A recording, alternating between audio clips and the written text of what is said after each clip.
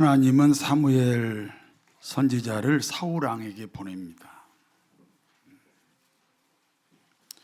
하나님은 사무엘 선지자를 사울 왕에게 보낸 것은 사무엘 선지자는 사울 왕에게 담임 목사입니다.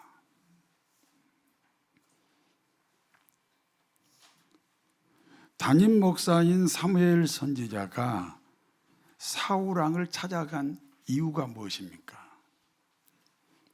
하나님의 말씀을 전하기 위해서 찾아갑니다. 하나님의 말씀을 듣는 것이 신앙생활입니다. 여러분, 하나님의 말씀이 없는데 헌금, 찬양, 기도, 전도, 순종, 봉사 신앙이 아닙니다. 하나님의 말씀을 듣는 것이 실천까지는 그건 성령의 역사고 하나님 말씀을 듣는 게 신앙생활이에요.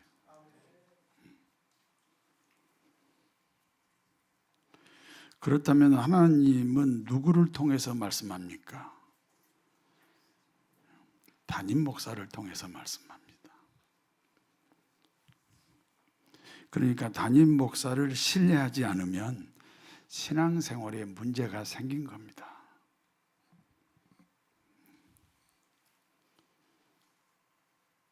가끔 신앙생활 잘하다가 교회에서 안 보이는 사람은 왜 안 보이겠어요? 담임 목사를 신뢰하지 않으니까.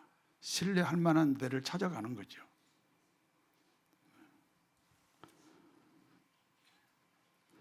우리 시대에는 담임 목사와 상관없이 신앙생활을 하는 사람들이 많습니다. 그러면 출애굽 당시 9번째 재앙인 흑암의 시대와 같습니다. 하나님의 통치가 없으면 흑암의 시대입니다. 하나님의 통치는 하나님의 말씀으로 시작이 됩니다. 사무엘 선지자는 사울 왕에게 하나님의 말씀을 전합니다. 왕이시여, 하나님이 당신을 이스라엘의 왕으로 세우신 이유가 있습니다. 하나님이 당신을 이스라엘의 왕으로 세우신 이유는 아말렉을 진멸하라는 것입니다. 왕이니까 권세도 있고 재물도 있고 명예도 있고 그 이스라엘 나라의 최고 권력자잖아요. 그런 모든 축복은 아말렉을 진멸하는 목적으로 주신 것이다.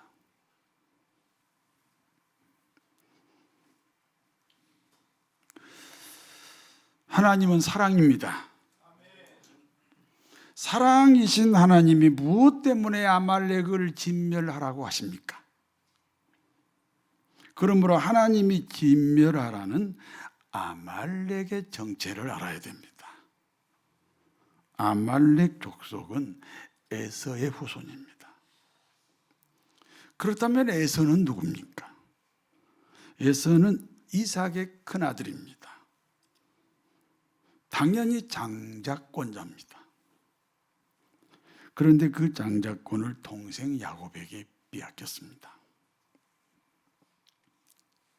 장자권이란 무엇입니까? 그리스도인이라는 신분입니다.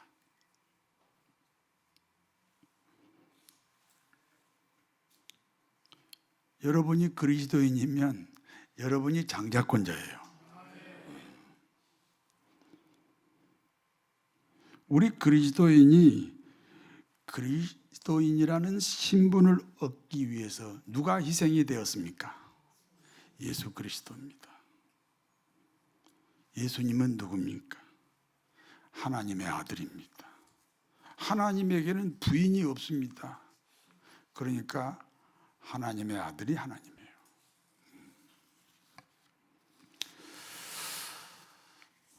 그러므로 하나님의 아들 예수는 하나님입니다. 그러니까 장자로 태어난 에서가 장자권을 동생에게 빼앗긴 사건은 장자권의 가치를 귀중히 여기지 않았다는 것입니다. 다시 말씀드립니다. 예수님은 창조주 하나님입니다. 잘 안 믿더라고요. 인간으로 오셨다는 거죠. 창조주 하나님인데 인간으로 오신 거예요. 그와 같은 창조주 하나님의 목숨이 인간의 죗값으로 지불됐습니다.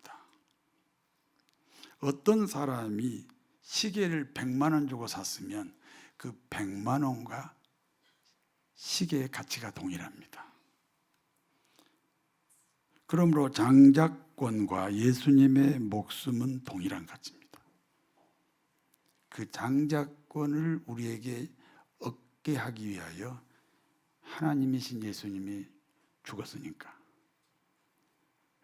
100만 원 주고 시계 샀으면 시계와 100만 원이 동일하듯이 예수님의 목숨과 우리가 가지고 있는 장자권의 가치가 동일합니다.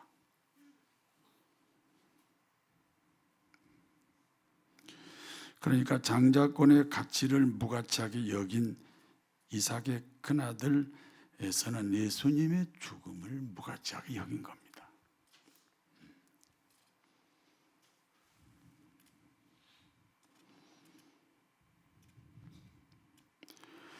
이와 같은 에서의 후손이 아말렉입니다.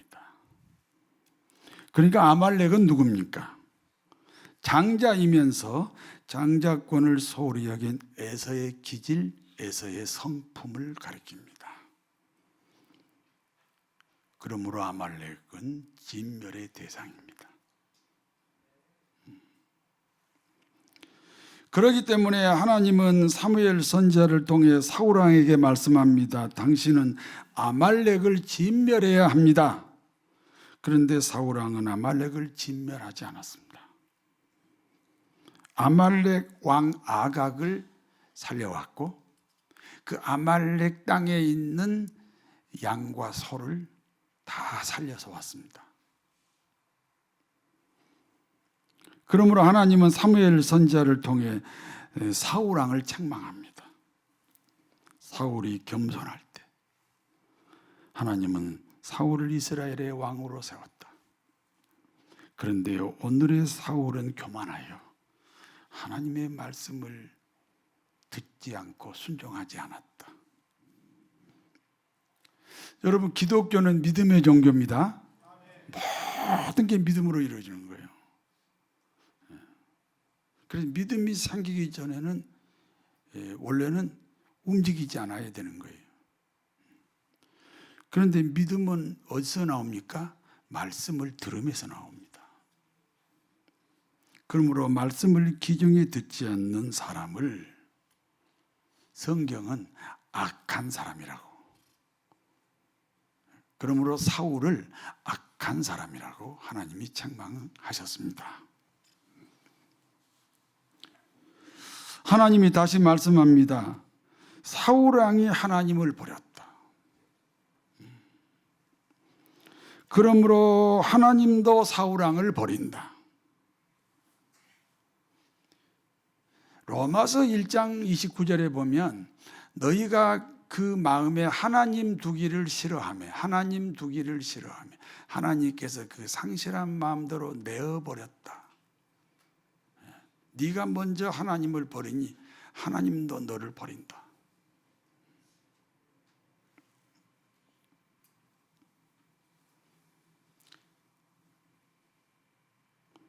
사울 왕이 먼저 하나님을 버렸습니다. 말씀을 버렸다는 말은 하나님을 버린 겁니다.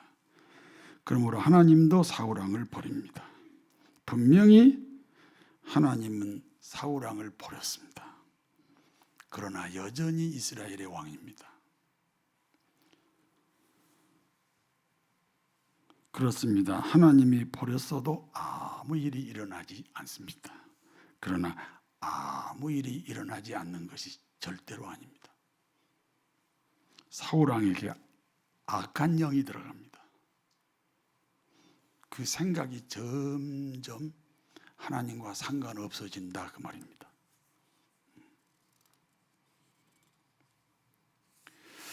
그러므로 하나님은 사무엘 선지자를 베들레헴으로 보냅니다. 베들레헴에는 이새라는 사람이 살고 있습니다. 그리고 이새의 아들 중에 한 명에게 사울왕 대신 이스라엘의 왕으로 세우라는 겁니다.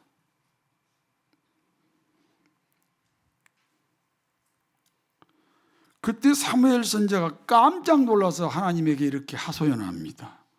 하나님, 내가 베들레헴 이새의 아들 중에 왕이 되도록 축복을 하면 사울왕이 나 죽일 겁니다. 그때 하나님이 다시 말씀합니다. 너는 베들레헴 이새의 집으로 갈 때 암송아지 한 마리를 가지고 가라. 그리고 이렇게 말하라. 나는 하나님께 제사 지내러 왔다. 위장수를 쓰라는 거예요. 제사 지내러 왔다. 그리고 실상은 이새의 아들 중에 한 명에게 이스라엘의 왕이 되는 축복을 하라는 겁니다. 그러므로 사무엘 선지자는 암송아지를 끌고 이새의 집으로 갔습니다. 사무엘상 16장 4절에서 5절 같이 읽습니다. 사무엘이 여호와의 말씀대로 행하여 베들레헴에 이르매 성읍 장로들이 떨며 그를 영접하여 이르되 평강을 위하여 오시나이까? 이르되 평강을 위함이니라. 내가 여호와께 제사하러 왔으니 와서 나와 함께 제사하자 하고 이새와 그의 아들들을 성결하게 하고 제사에 정하니라. 사무엘 선지자가 베들레헴에 도착하자마자 장로들이 그 베들레헴 장로들이 벌벌 떨면서 사무엘 선지자를 맞이합니다. 우리가 뭘 잘못해서 찾아오셨나? 우리에게 무슨 책망을 하시려고 오셨나? 우리에게 무슨 심판을 하시려고 오셨나? 두려워하는 거예요. 여러분, 하나님 앞에는 두려움이 있어야 됩니다. 그래서 이렇게 말합니다. 평강을 위해서 오셨습니까? 사무엘 선지자가 대답합니다. 그래, 평강을 위해서 왔어. 살롬. 한번 인사합시다. 살롬. 사무엘 선지자는 베들레헴 장로들과 함께 이새의 집으로 갔습니다. 그리고 이새의 아들들을 초청하여 먼저 제사를 드립니다. 이스라엘의 제사 의식을 아십니까? 한 마리의 암송아지를 제단 위에 올리고 그 암송아지 위에 안수 기도를 합니다. 그러면 그 암송아지에게 자신의 죄가 다 넘어갑니다. 내 죄가 납니다. 그 암송아지에게 내 죄가 다 넘어갔으니 그 암송아지하고 나는 같은 사람입니다. 그리고 그 암송아지를 죽입니다. 누가 죽은 거예요? 내가 죽었다는 고백을 하는 겁니다. 모든 인간은 죄인입니다. 그리고 죄값이 죽음입니다. 암송아지의 죽음을 자신의 죽음으로 고백하면서 죄값을 치르는 의식이 구약의 제사 의식입니다. 암송아지로 오신 분을 아십니까? 암송아지로 오신 분을 아십니까? 예수 그리스도입니다. 우리 모두는 암송아지로 오신 예수님을 마음에 영접하시기를 바랍니다. 베들레헴 이새의 아들들은 모두 8명입니다. 그 중에 한 사람에게 사울 대신 이스라엘의 왕으로 기름을 부어야 합니다. 사무엘상 16장 6절에서 7절 같이 읽습니다. 여호와께서 사무엘에게 보지 말라, 그를 버렸노라. 내가 보는 것은 사람과 같지 아니하니 사람은 외모를 보거니와 나 여호와는 중심을 보느니라 하시더라. 이새가 아미다답을 불러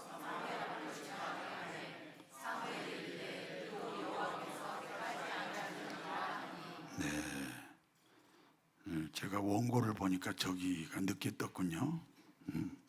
큰아들이 엘리압입니다.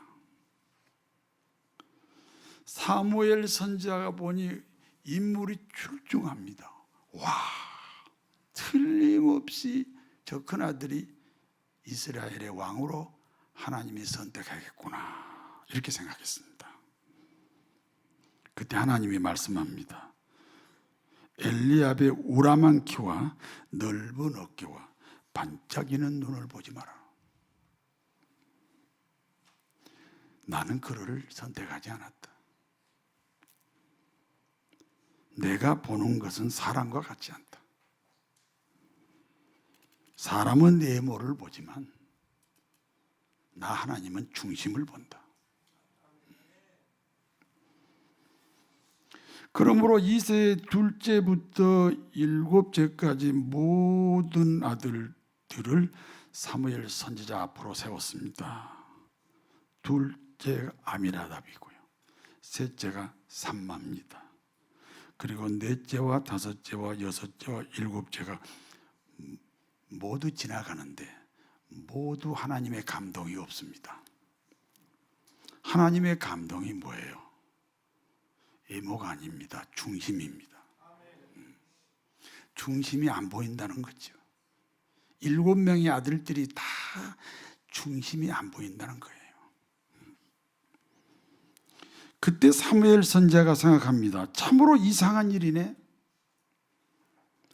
하나님은 2세의 아들 중에 한 사람에게 이스라엘의 왕으로 축복하라 하셨는데 어떻게 7명이 다 지나갔는데 하나님이 선택하지 않았다고 말씀하시지?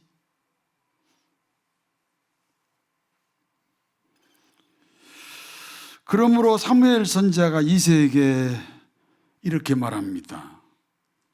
사무엘상 16장 11절을 같이 읽겠습니다. 또 사무엘이 2세에게 이르되 내 아들들이 다 여기 있느냐?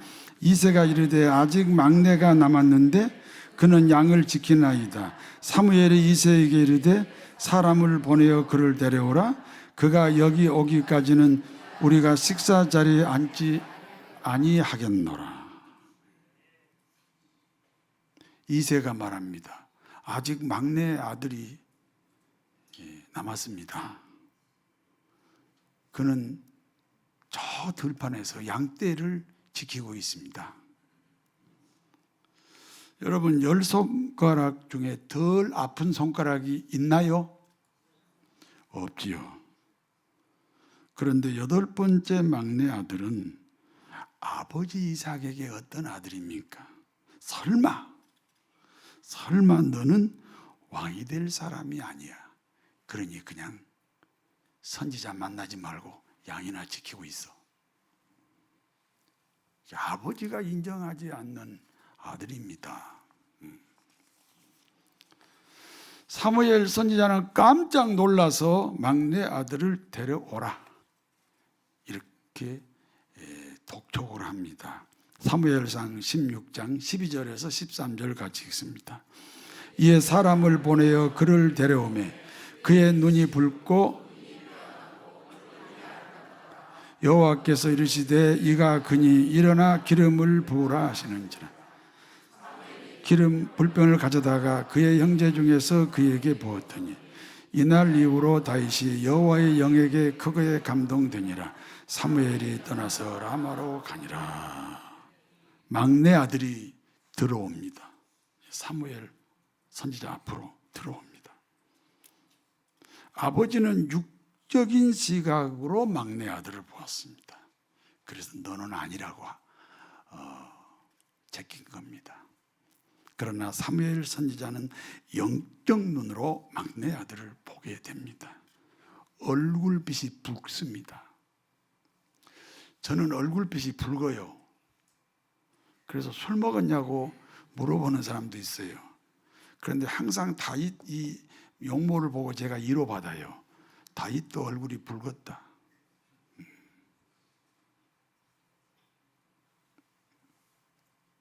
눈이 반짝입니다.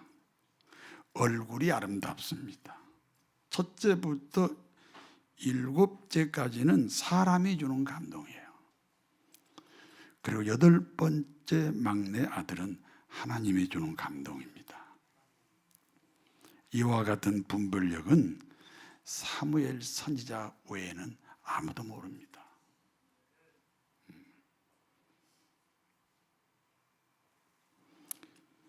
사무엘 선지자가 소리칩니다. 이 사람이 그 사람이다. 일어나 기름을 부으라.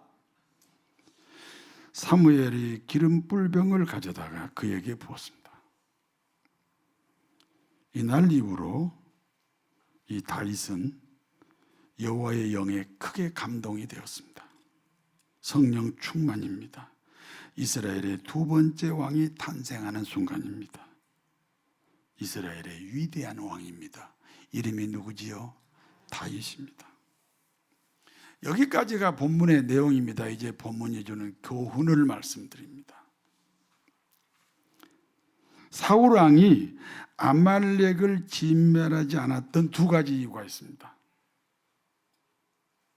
하나는 나라를 잘 다스리겠다는 일념입니다. 왕이니까 나라를 잘 다스리겠다는 일념입니다. 사울왕이 아말렉을 진멸했다고 하나 어딘가 숨어있는 아말렉 세력이 있을 거란 말이에요. 그러므로 후환을 없애야 됩니다. 그것은 아말렉 왕 아각을 인질로 붙잡고 있는 겁니다.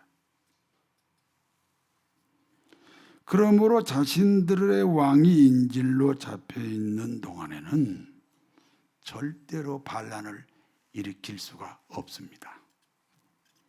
나라를 잘 다스리겠다는 사울왕의 결단이었습니다. 성도 여러분, 나라를 사랑하는 것보다 더 우선인 것이 하나님을 사랑하는 겁니다.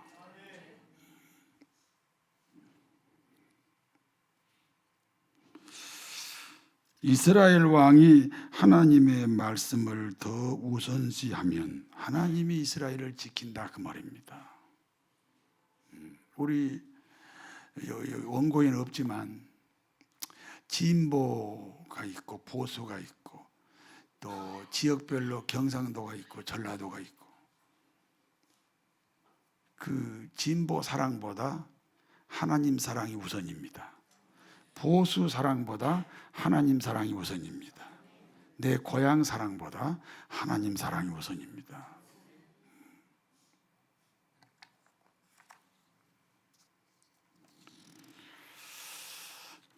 그러므로 사울 왕의 나라 사랑은 잘못된 나라 사랑입니다.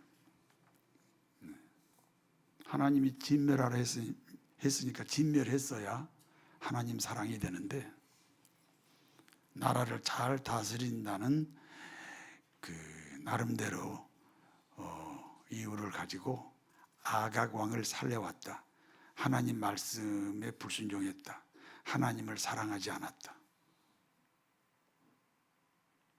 그것은 나라 사랑이 잘못된 것이다.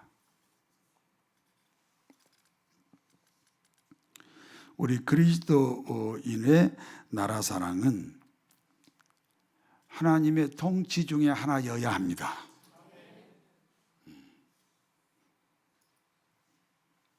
혼돈에 빠져있는 대한민국에 하나님의 통치가 이루어지는 나라 사랑이 있게 되시기를 바랍니다.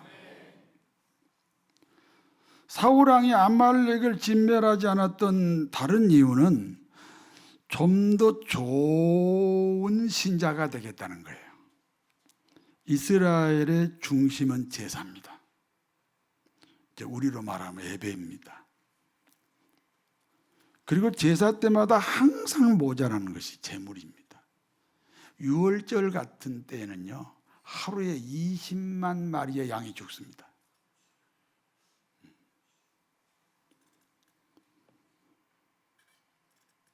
그런데 아말렉 땅에 가보니까 살찐 소와 살찐 양이 무수하게 많습니다.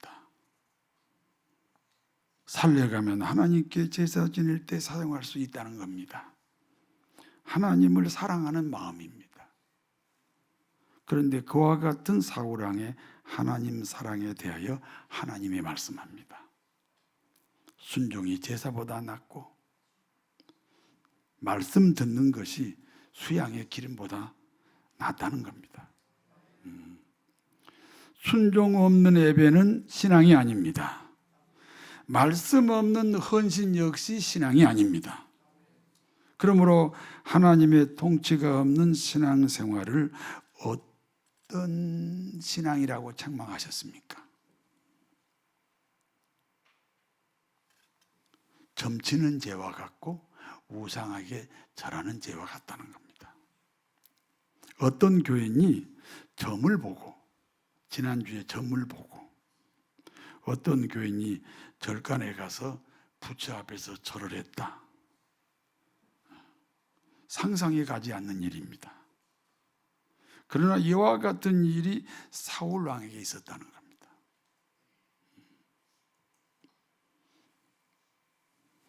사람은 외모를 보고 하나님은 중심을 봅니다. 이세에게는 8명의 아들들이 있었습니다. 그 중에 아버지까지 인정하지 않았던 아들이 막내 아들 다윗입니다. 저는 20년 전부터 후임자를 찾고 있었습니다. 첫 번째 기준은 우리 교회 출신입니다. 우리가 아는 사람이어야 되니까. 두 번째 기준은 우리 교회 부목사 출신입니다. 그런데 어느 날 이영석 목사가 눈에 띄기 시작했습니다. 그리고 이영석 목사보다 더 나은 사람이 발견되면 언제든지 교체한다는 마음으로 이영석 목사를 후임자로 제가 선택을 했습니다. 실제로 청년회를 맡겨보니까 30명을 100명으로 만들고 또 퇴근을 10시 이전에 한 적을 못 봤습니다.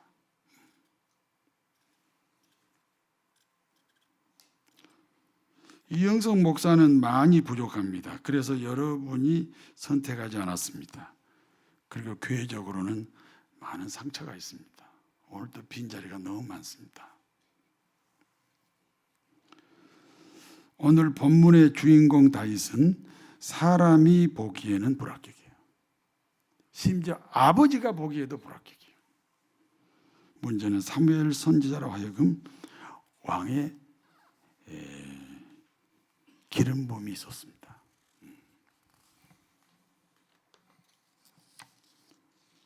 왕의 기름 부음이 성령 충만입니다. 성령의 은사입니다. 봉사는 은사로 하는 거예요.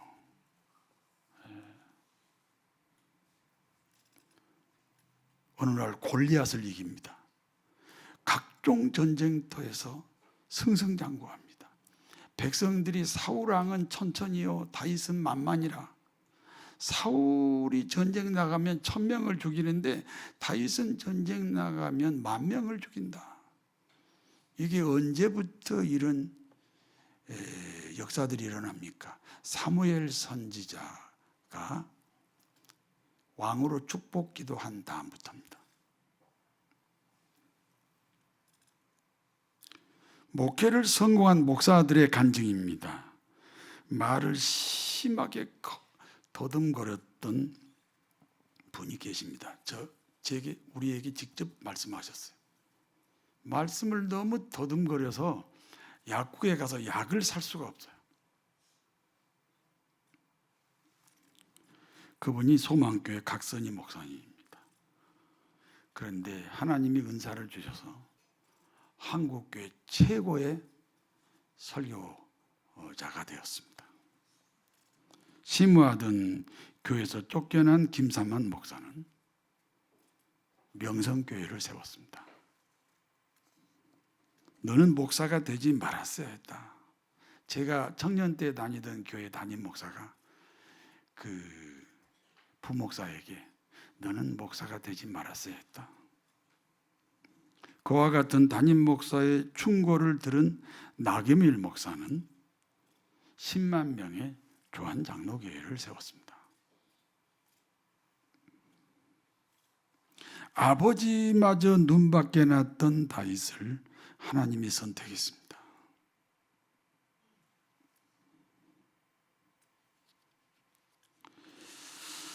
오늘 본문의 교훈을 생각하면 교인들로부터 인정받지 못한 사람이 누구예요? 하나님이 선택한 사람이에요. 오늘 본문의 해석이 그렇습니다.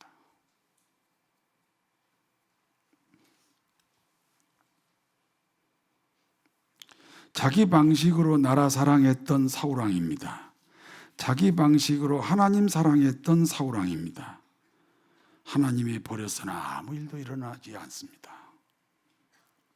그러나 아무 일도 일어나지 않는 것이 아닙니다. 악신이 들어갔고 결국 전쟁터에서 죽었습니다. 하나님은 중심을 보십니다. 그러므로 중심이 분명한 다윗이 이스라엘 왕으로 선택이 되었습니다. 이스라엘 왕으로 선택됐어요. 그런데 아무 일도 안 일어나요. 오히려 사울왕에게 쫓겨다니는 신세가 됐습니다. 무엇 때문에 왕으로 선택된 다윗에게 고난이 왔습니까? 훈련입니다. 그리고 일정한 훈련이 끝났을 때 다윗이 이스라엘의 왕이 되었습니다. 비결이 무엇입니까? 중심입니다.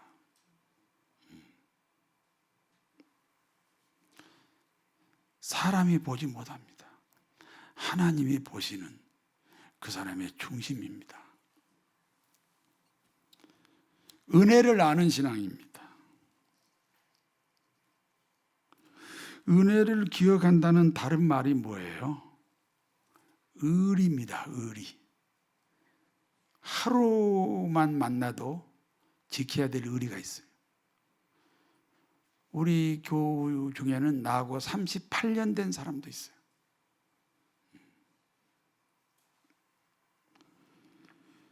은혜를 기억하고 은혜에 보답하는 복된 그리스도인이 되시기를 진심으로 축원합니다.